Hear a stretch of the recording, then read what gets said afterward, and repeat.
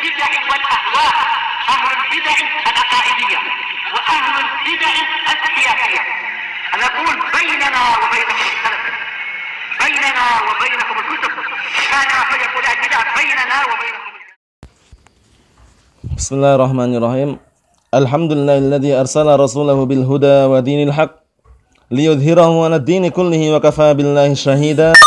Asyhadu an la ilaha illallah wahdahu la syarika lah iqraran bihi wa tauhida wa asyhadu anna Muhammadan 'abduhu wa rasuluh sallallahu alaihi wa ala alihi wa sallama tasliman mazida. Amma ba'd. Ikhwani fillahi hafizakumullah jami'an wa ra'akum.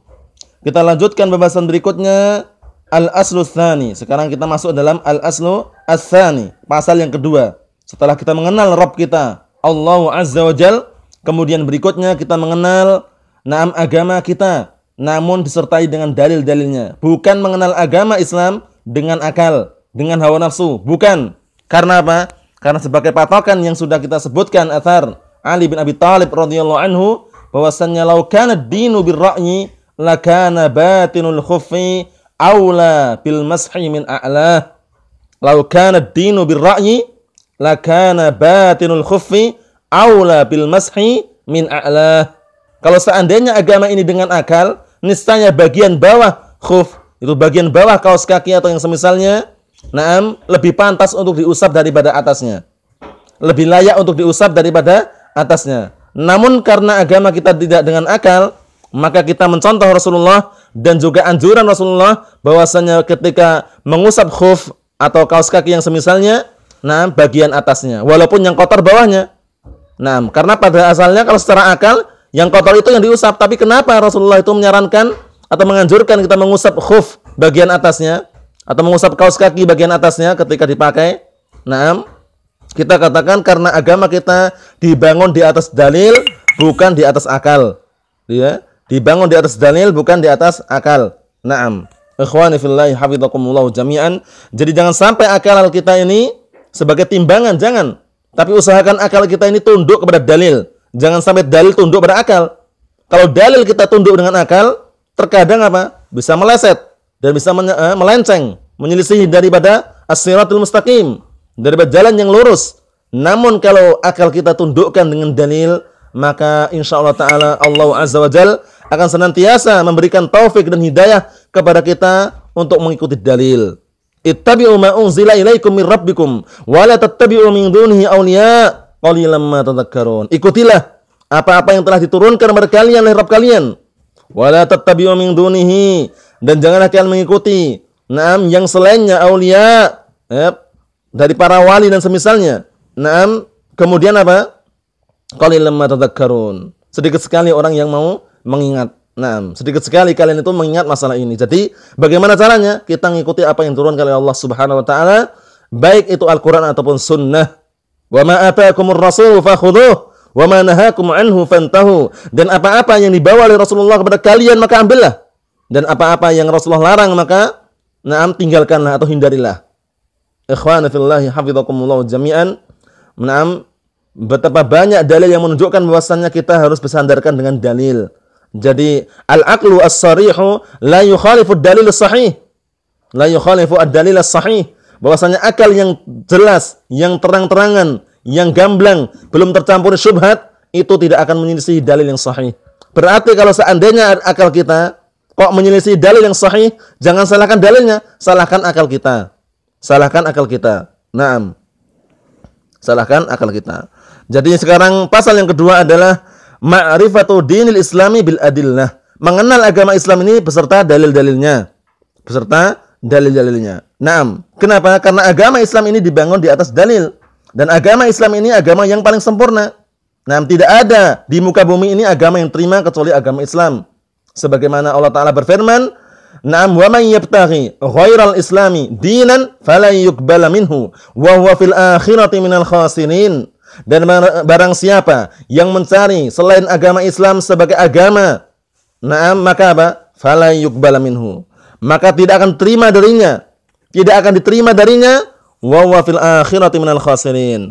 Dan dia di akhirat nanti termasuk orang-orang yang rugi. Kemudian Allah Ta'ala berfirman, Innad dina indallahil Islam. Sesungguhnya agama yang diridhai di sisi Allah Subhanahu wa Ta'ala adalah agama Islam. Kemudian juga Allah Ta'ala terang-terangan menyebutkan bahwasanya agama Islam inilah agama yang sempurna. Al-yawma akmaltu lakum dinakum wa atmamtu 'alaikum ni'mati wa raditu lakumul Islam madina. Pada hari ini aku telah sempurnakan agama kalian dan aku telah memberikan nikmat, telah aku sempurnakan nikmat untuk kalian. Wa raditu lakumul Islam madina, dan aku ridho Islam itu sebagai agama untuk kalian. Jadi jangan sampai kita mencari agama selain Islam. Jangan sampai kita mencari panutan atau anutan agama selain Islam. Jangan. Walaupun dia itu orang-orang kafir beramal dengan sebuah amalan setinggi langit, sebesar gunung, seluas lautan, semua amalannya itu mardud, tertolak di sisi Allah Subhanahu wa Ta'ala hingga dia mau masuk Islam, hingga dia mau berislam. Ikhwani fillahi hafizakumullah jami'an. Jadi jangan sampai kita mencari agama selain Islam. Kenapa? Dikarenakan secara tidak langsung orang yang beragama selain agama Islam itu berbuat syirik. Kenapa? Karena mereka tidak menyembah kepada Allah Subhanahu wa Ta'ala. Yang mereka sembah mungkin bebatuan, berhala dan semisalnya. Sedangkan Allah Ta'ala berfirman, la in asyrakta la yahbatanna 'amaluka wa la takunanna minal khasirin. Dan jika engkau berbuat syirik, niscaya akan hancur amalanmu dan engkau termasuk orang-orang yang rugi. Jangan sekali-kali kita tertipu. Jangan sekali-kali kita terbawa rayuan-rayuan. Jangan sekali-kali kita terjerumus dalam kemaksiatan yang kira-kira sampai meninggalkan agama kita, yaitu menerima ajakan mereka, itu orang-orang kafir, menerima ajakan mereka untuk kita keluar dari Islam. Jangan sampai kita keluar dari agama Islam. Jangan sampai kita murtad keluar dari agama Islam, karena bahaya sekali. Ikhwani fillahi hafizakumullah jami'an. Dan agama Islam ini agama yang mudah, agama yang penuh dengan kemudahan. Innad dina yusrun. Sesungguhnya agama Islam itu mudah. Wala yashadud hadad din illa ghalabah. Dan tidak ada yang menganggap berat atau memberatkan diri dalam agama ini kecuali apa?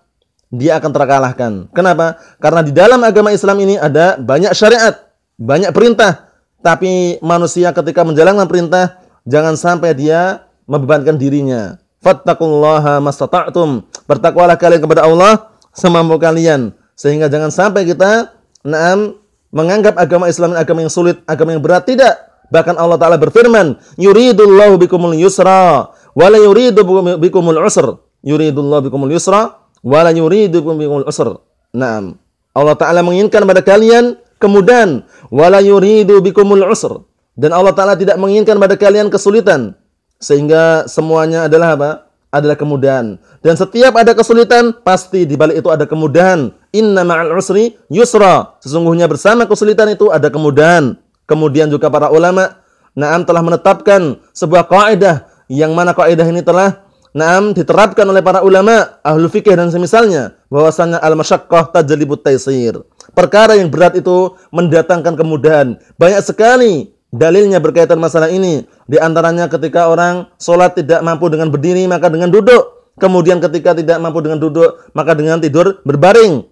Yaitu hadisnya Imran Husain, bahwasanya Rasulullah SAW bersabda, "Shalli qa'iman, fa illam tastati' fa qa'idan, fa illam tastati' fa 'ala janbin." Salatlah engkau dengan berdiri. Jika engkau tidak mampu, maka dengan duduk, dan jika engkau tidak mampu, maka dengan tidur miring.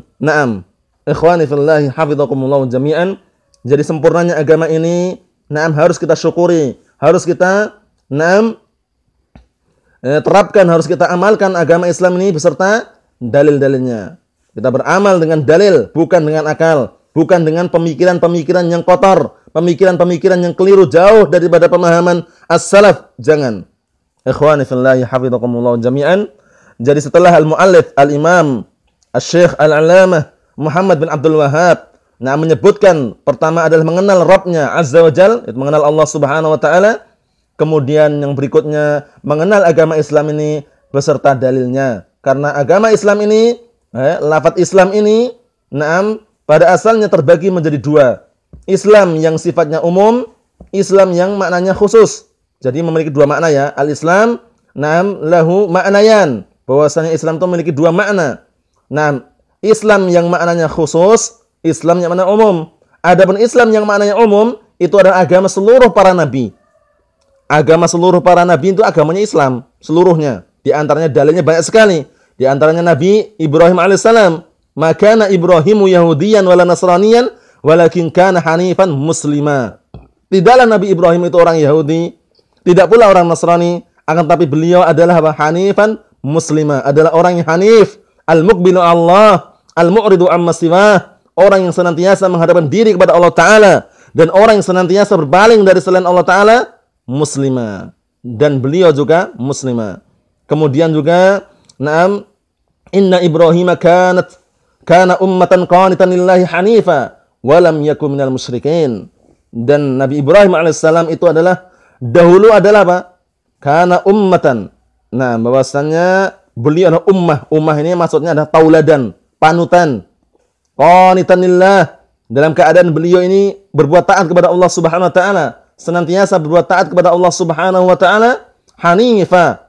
Nah, hanif itu adalah agama Islam. Kenapa? Karena al-hanif huwa madza? Al-hanifu huwa an ta'budallaha la syarikalah. Engkau beribadah hanya semata-mata untuk Allah Subhanahu wa taala, atau engkau beribadah hanya kepada Allah Subhanahu wa taala dalam keadaan engkau tidak mensekutukan Allah taala dengan sesuatu apapun. Agama Islam. Nah, sehingga agama seluruh para nabi itu agamanya adalah Islam. Itu Islam bimakna apa? Bimakna am. Islam yang maknanya umum. Namun agama Islam yang dibawa oleh Rasulullah sallallahu alaihi wasallam itu adalah agama Islam yang bermakna khusus, yang menghapuskan semua agama-agama sebelumnya, yang menyempurnakan syariat-syariat sebelumnya. Nah, jadi al-Islam terbagi menjadi dua makna. Pertama, Islam yang maknanya umum, yaitu agama seluruh para nabi. Kemudian yang kedua adalah Islam yang maknanya khusus, yaitu agama yang dibawa oleh Rasulullah sallallahu alaihi wasallam, yaitu yang menghapuskan semua agama-agama sebelumnya. Naam, dan juga menyempurnakan syariat-syariat yang sebelumnya. Nah, agama yang paling sempurna. Al-yauma akmaltu lakum dinakum, kata Allah Ta'ala. Pada hari ini aku telah sempurnakan untuk kalian agama kalian. Jadi nas dari Allah Subhanahu wa taala bahwasanya agama Islam itu adalah agama yang paling sempurna. Ikhwani fillahi hafizakumullah jami'an. Naam, kita masuki pertama yaitu makna daripada al-Islam.